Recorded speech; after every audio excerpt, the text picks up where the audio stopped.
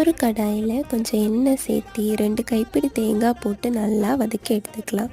அது கூடவே கொஞ்சம் வெந்தயம், ஒரு கைப்பிடி கருவேப்பிலை, கொஞ்சம் இஞ்சி, ஒரு கைப்பிடி சின்ன வெங்காயம், கொஞ்சம் பூண்டு போட்டு நல்லா வதக்கி விட்டுக்கலாம்.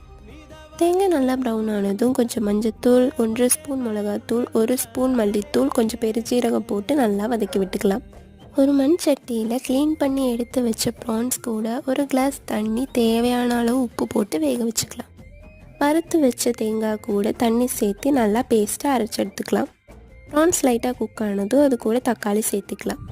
இன்னொரு வானலில் எண்ணெய், கடுகு, கருவேப்பிலை, 1 கைப்பிடி சின்ன வெங்காயம், 2 பச்சை மிளகா, கொஞ்சம் முருங்கைக்காய் போட்டு நல்லா வதக்கி எடுத்துக்கலாம்.